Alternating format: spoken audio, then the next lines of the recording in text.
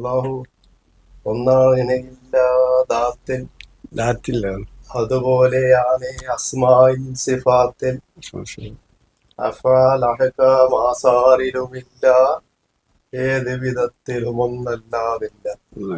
അതെല്ലാ പുസ്തകത്തിന് അന്ന് പഠിച്ചതാ. അത് ബാബ പറയുന്നത് കേൾക്കുമ്പോൾ അവർക്ക് ബാബ കണ്ടുമുട്ടാൻ മനസ്സ് അത്രയും പെട്ടെന്ന് ഇവിടെ വരാം മുമ്പിലോട്. അപ്പോ വാഹിത്തമാല നിങ്ങൾക്കറിയല്ലോ, അല്ലാഹു അല്ലാഹു അല്ലാഹു അല്ലാഹു അല്ലാതെ മറ്റൊന്നില്ല, അല്ലാതെ ഇല്ല മറ്റൊന്ന്, എല്ലാം അവനിൽ നിന്നുണ്ടായിരുന്നു. അല്ലാഹുവിനെ അറിഞ്ഞു വണങ്ങി അല്ലാഹുവിലേക്കുല്ലായി മടങ്ങി, അല്ലാഹുവിനെ കൊണ്ടെല്ലാം അഴിഞ്ഞു, അല്ലാഹു അല്ലാതെ ഇല്ലെന്നറിഞ്ഞു.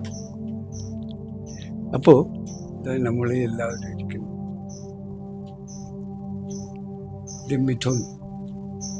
മിഥുൻ അങ്ങനെ ഓരോരുത്തരും ഓരോ പേരിൽ അറിയപ്പെടുന്ന ആളുകൾ എല്ലാവരിലും അള്ളാഹു എന്ന് പറഞ്ഞ മോനെ എന്താണ് അള്ളാഹു?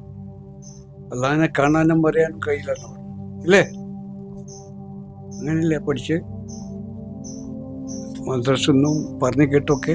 അള്ളാഹുവിനെ കാണാനോ അറിയാനോ കഴിയില്ല, ദൈവത്തെ കാണാനോ അറിയാനോ കഴിയില്ല എന്നല്ലേ പഠിച്ചത്?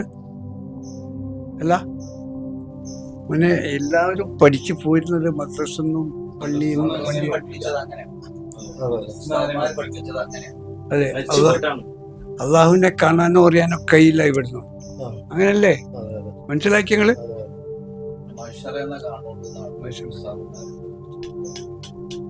എന്റെ മുന്നേ വേറെ ഗുരുക്കന്മാരായിട്ട് ബയ്യത്തൊന്നും ചെയ്തിട്ടില്ല അല്ലേ?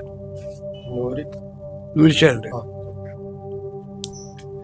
നൂരിശാല് പിന്നെ ദർശനമില്ലല്ലോ. എന്റെ ആയത്തിലേക്ക് ചെന്ന് പറഞ്ഞു തരണല്ലേ ഉള്ളൂ നൂരിശ.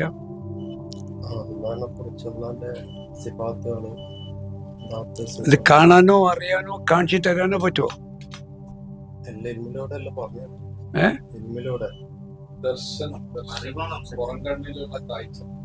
പുറത്ത് കാണിച്ചു തരാൻ കഴിയോ?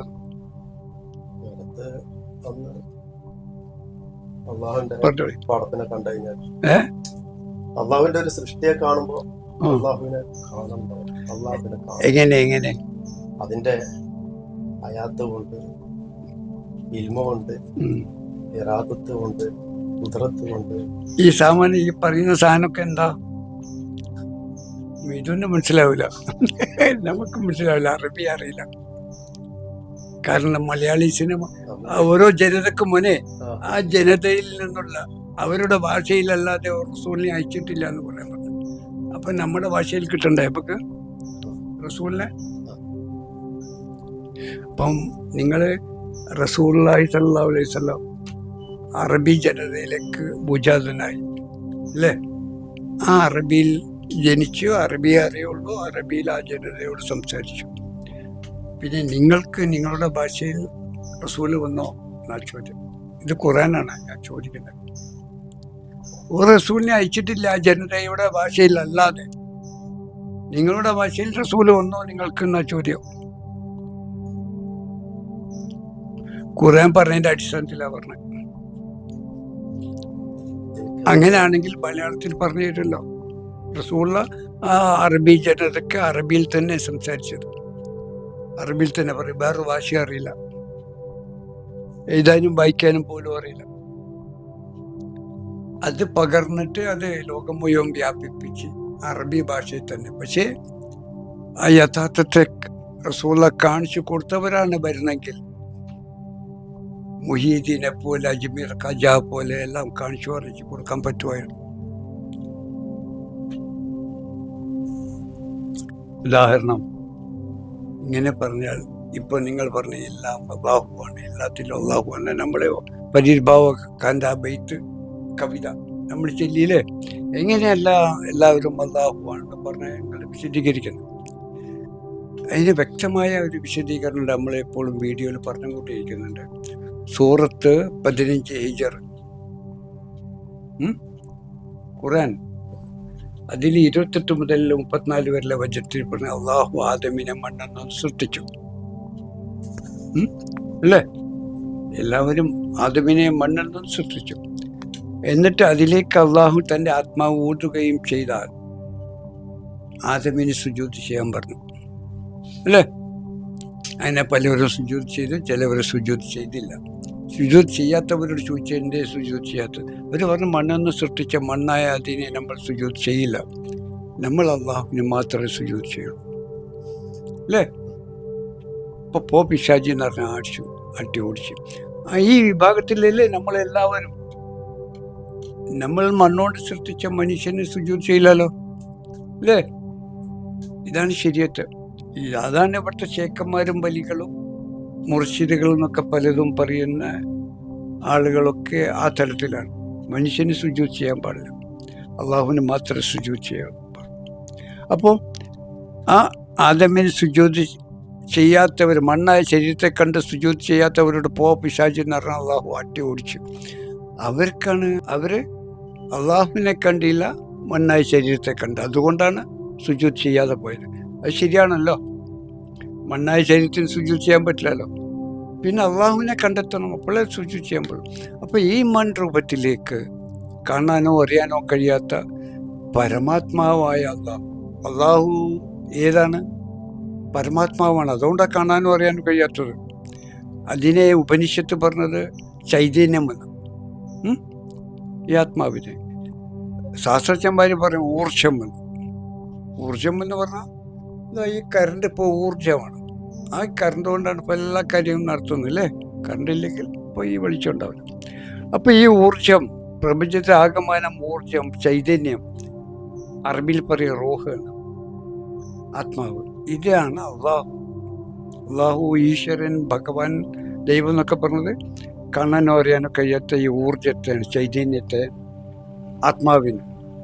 ഈ ആത്മാവായ അള്ളാഹുവാണ് ഈ പ്രപഞ്ചത്തെയും, ഈ കാണാനോ അറിയാനോ കഴിയാത്ത അള്ളാഹു ഈ പ്രപഞ്ചം സൃഷ്ടിക്കും മുമ്പേ അവൻ മാത്രമേ ഉള്ളായിരുന്നു. ഊർജം, ചൈതന്യം, ആത്മാവ് മാത്രമേ അതിനെ കാണാനോ അറിയാനോ കഴിയുള്ളൂ. അപ്പോൾ അവൻ്റെ വിശേഷ ഗുണങ്ങൾ പ്രാവർത്തികമാക്കാൻ വേണ്ടിയാണ് അവൻ തൻ്റെ വിശേഷ ഗുണങ്ങളെല്ലാം ഉൾക്കൊണ്ടിരിക്കുന്ന പ്രകാശമായി ആദ്യം ദൃശ്യമായി. അത് ആദ്യ ഒളിവ് എന്ന് പറഞ്ഞു. ആദ്യ പ്രകാശമായി ദൃശ്യമാവുകയും അതിന് ആദ്യ ഒളിവ് എന്ന് പറഞ്ഞ് നൂറുള്ള എന്ന് പറയും. നൂറാണ് അള്ളാഹ്. അതിനാണ് പിന്നെ സൂറത്ത് നൂറിൽ പറയുന്ന അള്ളാഹു 100 സമാവത്തി വല്ലറിൽ, ആകാശങ്ങളുടെയും ഭൂമിയുടെയും പ്രകാശമാണ് അള്ളാഹു. കണ്ടിട്ടുണ്ടോ? പറഞ്ഞ മോനെ, പറഞ്ഞു. ഇവിടെ നിങ്ങളേ ഉള്ളൂ, വേറെ ആരുമില്ല. വീഡിയോ കണ്ട് അതിൽ കാര്യങ്ങളെല്ലാം തെളിഞ്ഞ് മനസ്സിലായിട്ടുണ്ട്. ഈ കാണുന്ന പ്രകാശവും ഈ കാണുന്ന എല്ലാം തന്നെ അള്ളാഹു തന്നെ. ബാബ ഇതെല്ലാം പറഞ്ഞ് മനസ്സിലാക്കി തന്നിട്ടുണ്ട്. അത് വീഡിയോ തന്നെ മനസ്സിലായിട്ടില്ലേ? അതാണ് ബാബനെ കാണാൻ വേണ്ടി പെട്ടെന്ന് പറഞ്ഞു. പ്രകാശം നമ്മൾ ഹൃദയത്തിൽ എത്തിച്ചത്. അപ്പോൾ മോനെ, ഞാൻ പറയുന്നത് ഇതുപോലെ പല ശേഖന്മാരും, പല വലികളും, പല ഒന്നും അറിയാത്ത സ്ത്രീകളും, ബുദ്ധി ചിന്തിക്കുന്ന മനുഷ്യരും ഒക്കെ എല്ലാ തരീക്കത്തിൽപ്പെട്ടും ഈ വീഡിയോ കണ്ടിട്ട് കേട്ടിട്ട് അതിലൂടെ ചിന്തിച്ച് ആ യാഥാർത്ഥ്യത്തിലേക്ക് ഉയർന്നു പോകുന്നുണ്ട്. ഇത് ലോകത്തിന് വലിയ ഒരു അനുഗ്രഹമല്ലേ മോനെ? ഇങ്ങനെ റിയലായി യഥാർത്ഥത്തെ ലോകത്തിന് കാണിച്ചു കൊടുക്കുന്നത്. മറ്റുള്ളവർ എന്തുകൊണ്ട് കാണിച്ചു കൊടുക്കുന്നില്ല എന്ന് പലരും എന്നോട് ചോദിക്കുന്നു. അപ്പോൾ ഞാൻ പറഞ്ഞു, കണ്ടവനക്കല്ലേ കാണിച്ചു കൊടുക്കാൻ കഴിയുള്ളൂ. അല്ലാത്തവൻ ഗ്രന്ഥം വായിച്ച് പഠിച്ച് അതിൻ്റെ വ്യാഖ്യാനം, ഊഹങ്ങളും സങ്കല്പത്തിലൂടെയും അത് വ്യാഖ്യാനിച്ച് നിഗമനം, അതങ്ങനെ ഊഹം പറഞ്ഞു കൊടുക്കാനേ പറ്റുള്ളൂ, കാണിച്ചു കൊടുക്കാൻ പറ്റില്ലല്ലോ. കാണിച്ചു കൊടുക്കണമെങ്കിൽ ഞാൻ കാണണം ആദ്യം. ഞാൻ കണ്ടാലല്ലേ അതിനെ കാണിച്ചു കൊടുക്കാനും അതിൻ്റെ വിശേഷ ഗുണങ്ങൾ വിവരിച്ചു തരാനും പറ്റുള്ളൂ, അല്ലേ? അപ്പോൾ അതാ ഇച്ചാമസ്ഥാൻ പറഞ്ഞത്, നിങ്ങളുടെ നാട്ടുകാരൻ ഇച്ചാമസ്ഥാൻ, കണ്ടവനെ കണ്ടുപിടി കാട്ടിത്തരും കലിമാണ്. ഇതെല്ലാ ഷേഖന്മാരും എല്ലാ വലികളും പാടുന്നുണ്ട്. പക്ഷെ അവര് കണ്ടിട്ടില്ല. അവരെന്നെ പറഞ്ഞ് കണ്ടോന്നെ കണ്ടുപിടിക്കാം. അപ്പോൾ എങ്ങനെ കാണും? ഇപ്പം നമ്മൾ നേരത്തെ 100 പറഞ്ഞില്ലേ, അള്ളാഹു 100 സമാവത്തി വല്ലാറില്ല. മോനെ മറുപടി പറയാം. ആ. ആകാശങ്ങളുടെയും ഭൂമിയുടെയും പ്രകാശമാണ് അള്ളാഹു. അത് നിങ്ങൾ വീഡിയോയിലൂടെ മനസ്സിലായി എന്നാ പറഞ്ഞു. ഒന്ന് കാണിക്കാവോ? വ്യക്തമായി പറഞ്ഞോ. എന്ത് പറഞ്ഞാലും ഇവിടെ എന്ത് പറഞ്ഞാലും കുഴപ്പമില്ല. എല്ലാവരും നിങ്ങളെപ്പോലെ തന്നെ, നിങ്ങൾ പറഞ്ഞാൽ എല്ലാവർക്കും കൂടെ ഒന്ന് കൂടുതൽ മനസ്സിലാക്കാം. നമ്മളിപ്പോ ഏറ്റവും കൂടുതൽ നമ്മൾ സ്വന്തത്തിലേക്ക് തന്നെയാണ് നമുക്ക് ആദ്യം നോക്കേണ്ടത്. അതെ. ഈ കാണുന്ന അനക്കവും അടക്കവും ഈ രൂപവും ഇതിൽ നിറഞ്ഞു നിൽക്കുന്ന പ്രകാശങ്ങളും അത് തന്നെ നമുക്ക് ആദ്യത്തിൽ കണ്ടെത്താൻ പറ്റുന്നത്. അതിലെ പ്രകാശം ഒന്ന് കാണിച്ചു തരുമോ? ഹയാത്ത് നമ്മളോട് നിലനിൽക്കുന്നത് തന്നെ അള്ളാഹുവിന്റെ അപാരമായ ഹയാത്ത്. പക്ഷെ മോനെ ഇങ്ങനെ പറയുമ്പോൾ വ്യക്തമാവില്ല ആളുകൾക്ക്. നിങ്ങൾ പറഞ്ഞു ശരിയാ, പക്ഷെ അത് പറയേണ്ട രീതിയുണ്ട്. ഹയാത്ത് എന്താണ് എന്ന് കാണിക്കാൻ കഴിയാം. അത് ഞാൻ വിശദീകരിക്കാം. ആകാശം കണ്ടില്ല, ശൂന്യമാണ് അല്ലേ? നോക്കി മേഘങ്ങളെ കാണുന്നത്. ഭൂമി വിത്തിട്ട മുളക്കുന്ന ഗർഭമാണ് ഭൂമി, മണ്ണാണ് അല്ലേ?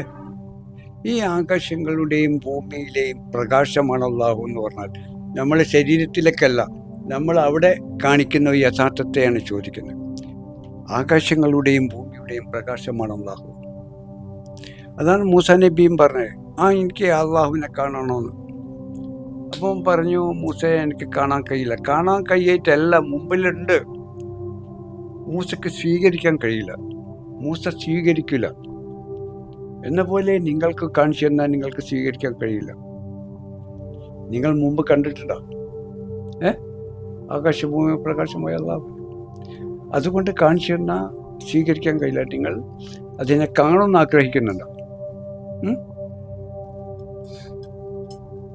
അദ്ദേഹം കളന്തോട് എന്ന് പറഞ്ഞ് കേട്ടില്ലേ, മുക്കത്ത്, അവിടെ ബന്ധപ്പെട്ട ആളാണ്.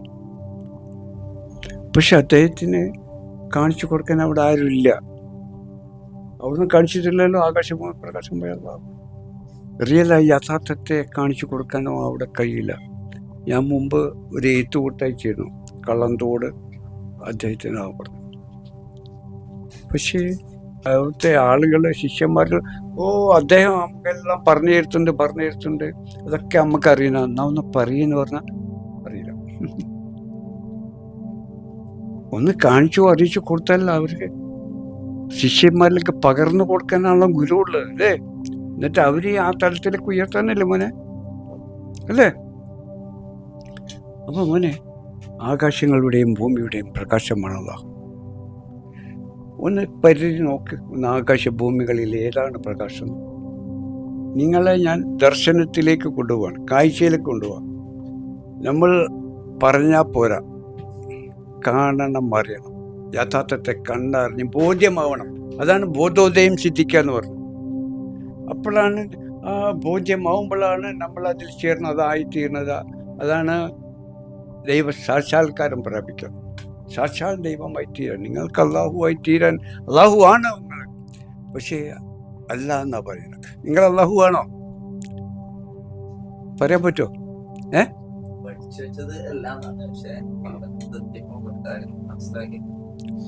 അള്ളാഹു ആണെന്ന് പറയുന്നത്, പക്ഷെ അതാവണം അല്ലേ? അതല്ലേ അതിനാണല്ലോ വന്നത്. അപ്പോ ആകാശഭൂമികളുടെ പ്രകാശമാണ് അള്ളാഹു. മോനെ നോക്ക്, ആകാശഭൂമിയിലേക്ക് പുറത്ത് നോക്ക്. ഞാൻ അത് പറഞ്ഞപ്പോൾ അദ്ദേഹം തന്നിലേക്കാണ് വരുന്നത്. അതുകൊണ്ടാണ് നിങ്ങളെ പുറത്തേക്കാക്കണേ. ഒന്ന് നോക്കി, ഒന്ന് കാണിക്കേ. ആകാശങ്ങളുടെയും ഭൂമിയുടെയും പ്രകാശമായ അല്ലാഹു. ഇവർക്കെല്ലാം അറിയാം. അതുകൊണ്ടാണ് നിങ്ങളോട് ചോദിക്കുക. നിങ്ങളല്ല ചിന്തിച്ച് അതിനെ കണ്ടെത്താൻ ശ്രമിക്കേണ്ടതും കണ്ടെത്തേണ്ടതും. അതുകൊണ്ടാണ് നിങ്ങളോട് പറയുന്നത്. നിങ്ങളുടെ തലത്തിൽ തന്നെയാണ് ഇവരെല്ലാവരും. പക്ഷെ അവരെല്ലാം കാണിച്ചും അറിയിച്ചും കൊടുത്തിട്ട് അറിയാൻ നല്ല തലത്തിലായിരിക്കുന്നത്. നോക്കുമ്പോൾ ഒന്ന് നോക്ക്. പുറത്ത് കാണണം. അള്ളാഹു ഒന്നും മറിഞ്ഞിരിക്കുന്നവനല്ല. അവന് മറിഞ്ഞിരുന്ന് കളി കാണണം, കളിപ്പിക്കുന്ന ആളല്ല. അവൻ വെളിവായി നിലനിൽക്കുന്ന ആളാണ്. അതാണ് ഖുർആൻ മോനെ. ഖുർആൻ പറയുന്നത് ഖുർആൻ എന്നത് അള്ളാഹുവിൻ്റെ കലാമാണ്, അല്ലേ? കലാം എന്ന് പറഞ്ഞാൽ വചനമാണ് അള്ളാഹുവിൻ്റെ. ഏതല്ലാൻ്റെ വചനമാണ്? റസൂൽ അള്ളാഹുവിൽ നിന്ന് മൊഴിഞ്ഞ ആ റസൂൽ അള്ളാഹുവിൻ്റെ വചനമാണ് ഖുർആൻ, അല്ലേ? അള്ളാഹിൻ്റെ വചനം എന്ന് പറഞ്ഞാൽ ഏത് അള്ളാഹിൻ്റെ? അദൃശ്യനെ അള്ളാഹു സംസാരിക്കുന്നോ കേൾക്കാനോ കഴിയില്ല. പിന്നെ ജിബ്രീൽ മറ്റേതിനും ഓർച്ച അങ്ങോട്ട് വരാൻ നമുക്ക്. അതെ, ഒന്ന് കയ്യും കാലും നാവും ഒന്നുമില്ല. അല്ല, യാഥാർത്ഥ്യത്തിലേക്ക് പോയാൽ കാണാം, നമുക്ക് കാണണം മോനില്ല. ഇതൊരു പൂജ്യമാണ്. അപ്പോൾ ആകാശഭൂമി പ്രകാശം പോയാൽ ഒന്ന് പരിധി ഒന്ന് കണ്ടുപിടിക്കും, കാണാൻ മോനെ നോക്ക്. അങ്ങനെ നിങ്ങളെ ചിന്തിപ്പിച്ച് യാഥാർത്ഥ്യത്തിലേക്ക് കൊണ്ടുപോകുന്ന പണിയാണ് എനിക്കുണ്ട്, കണ്ടെത്താനുള്ള പണിയാണ് ഞാൻ എടുക്കുന്നത്. അല്ലെങ്കിൽ നിങ്ങളെ പൊട്ടത്തരത്തിലോ അന്ധകാരത്തിലും മുഴുക്കി കണ്ണ് കാണാത്തവനെ പോലെയൊക്കെ നിങ്ങളെല്ലാം കണ്ടുകൊണ്ടിരിക്കണം. ഞാൻ കണ്ടുകൊണ്ട് അള്ളാഹു എനിക്ക് കാണിച്ചും അറിയിച്ചും തന്ന് ഞാനെല്ലാം കണ്ടും അറിഞ്ഞും അനുഭവിച്ചും അതായിക്കൊണ്ടേയിരിക്കണം. അതാണ് മെഹ്റാജ്. അള്ളാഹുവിലൂടെയുള്ള സഞ്ചാരമാണ് മെഹ്റാജ്. അങ്ങോട്ട് നിങ്ങളെയും കൊണ്ടുപോകണം, നിങ്ങളും അത് കണ്ടുകൊണ്ടിരിക്കണം സദാ.